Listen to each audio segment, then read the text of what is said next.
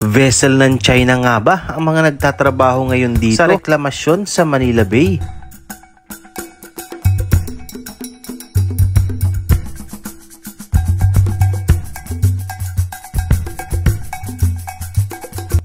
Good day mga kababayan, isang pinagpalang hapon po sa ating lahat. Panibagong araw, panibagong update dito sa ginagawang reklamasyon sa Manila Bay.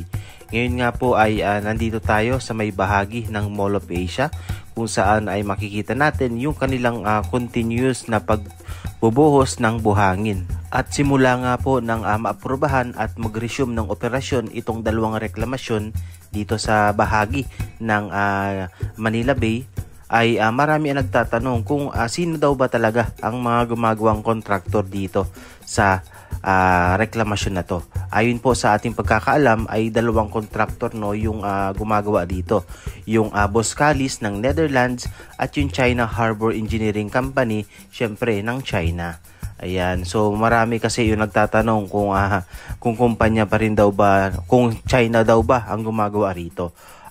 Sa tingin ko, opo, kasi nga sa tingin ko sila naman yung may sapat na kagamitan or ganitong klase ng mga vessels na siyang mas mapapadali yung paggawa ng reklamasyon, mas mabilis. Although meron naman po tayong ganyan pero hindi ganun sapat, since itong reklamasyon na to ay sobrang lawak, so kukulangin po talaga, kaya may mga contractor talaga dito na kailangan silang i-hired para mas mapabilis, and at the same time yung katulad ng Boskalis, so expert sila sa ganitong klase ng reklamasyon, sa ganitong klase ng pagtatambak ng kalupaan sa dagat na siguradong mas matibay or papatibay nila at hindi basta-basta itatambak lang. So sila yung may expertise pagdating rito.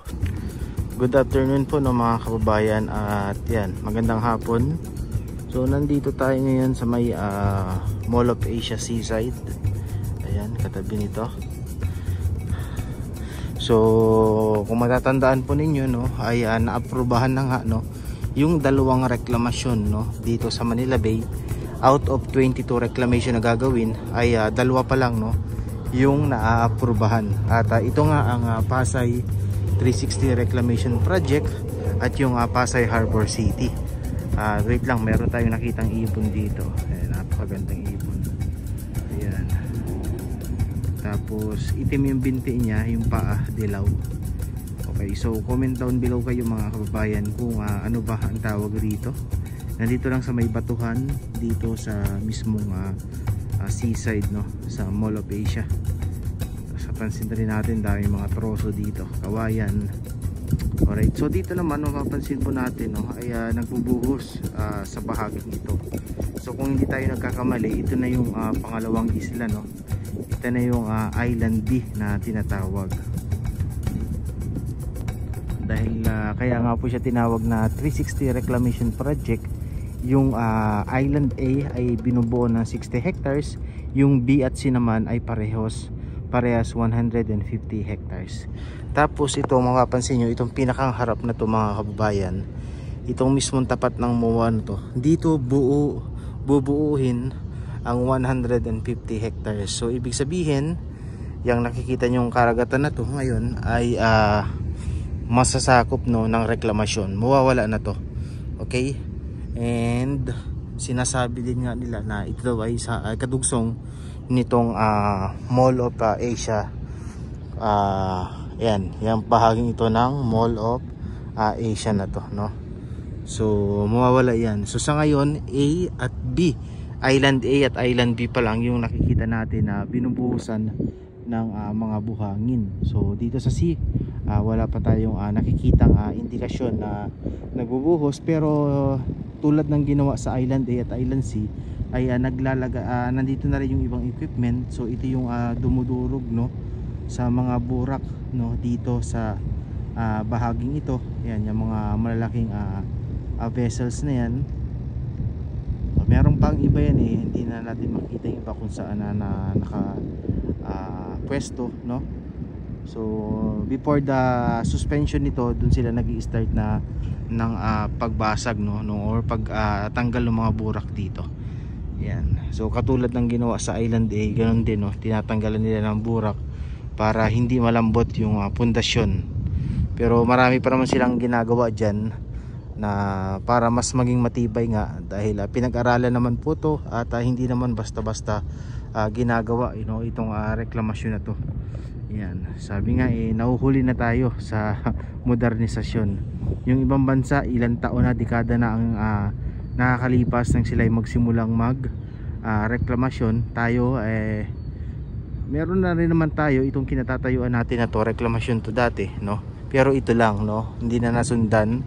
At ngayon makikita natin isang malawakang reklamasyon ngayon gagawin dito. 22 reclamation yung gagawin dito sa Manila Bay. Kaya abangan natin, dahil yung 20 reclamation hindi pa natin alam kung kailan sila mag-continue, no? Dahil hanggang sa ngayon ay suspendido pa rin at wala pang inilalabas na pahayag, no? Or under pa rin, no? Under process pa rin sila, under investigation pa rin kung sila ba ay sumusunod sa compliance ng DENR. Ayan, at ng iba pang ahensya. Yan, ayan, Island B na to. Makikita nyo yan, Island B na ere. Ayan, yung kahabaan na yan. May ipapakita naman akong drone view sa inyo, no, para mas makita nyo yung Island B. Ito sa Island A to, sakop to ng Island A. Ayan, ito mga sigurado bagong buhos lang to ng buhangin, no. Ayan, no, fresh na buhos ang buhangin, no. After na makabalik sila sa operasyon, agad sila nagbuhos. At sabi nga kahit daw gabi, no, hanggang madaling araw ay continuous yung kanilang paggawa. Kasi nga imagine halos 3 buwan, no, silang nasususpende, halos 3 buwang suspendido yung operasyon dito. Kaya doble yung kanilang ginagawang trabaho rito para mabilis na matapos sila dito. Ayan. Okay. Alright, so nandito pa rin tayo, no, mga kababayan, sa may bahagi ng Mall of Asia. Tapos meron tayong nakitang isang barko, no. China to kasi no. Ayan, no, incheck, no, yung nakalagay 99. Tapos merong Chinese na nakalagay dito, no. Ayan.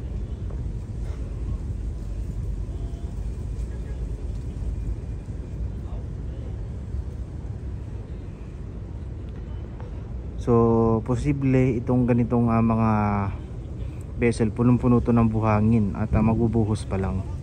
Ayan. Ayan.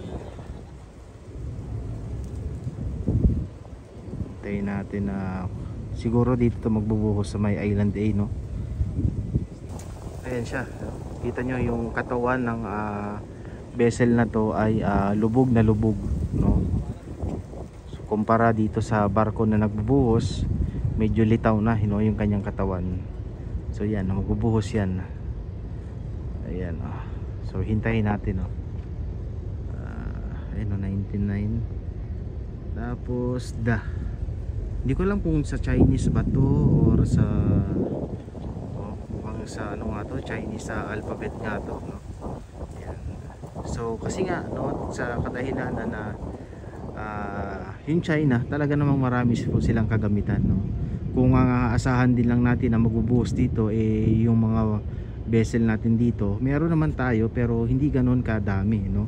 So kinakailangan talaga na umupa na ng mga ganitong pambuhos ng buhangin para mas mapabilis, no. Kinakailangan ng mas marami.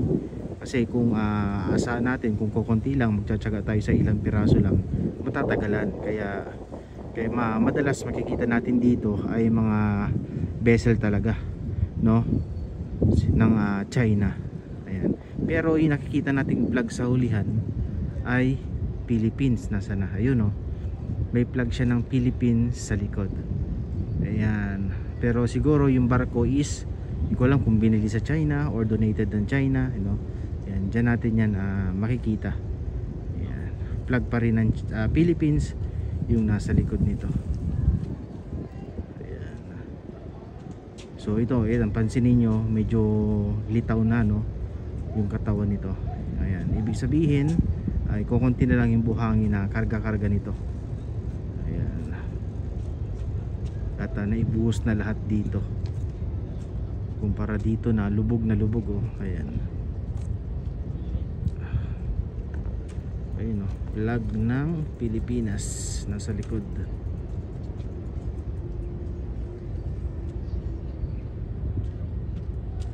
So mapapansin ninyo, approaching na siya dito sa Island A.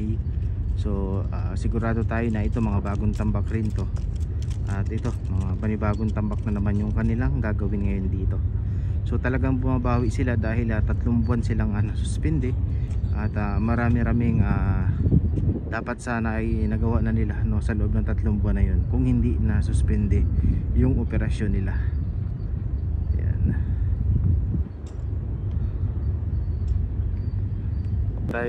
Meron tayong nakitang 2 ibon dito nakapatong sa kawayan na nakatusok dito. Ayan. Ayan na, pumuposisyon na sila. Ayan na, tumutulog na.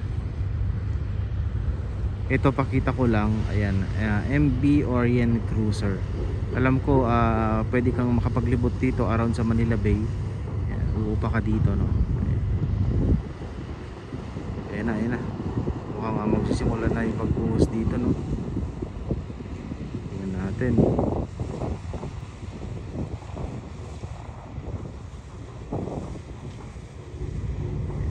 Ayan, nakadikit na dito sa mga nakadikit na siya dito sa location na kanyang pagbubuhusan. Punong-puno ng buhangin.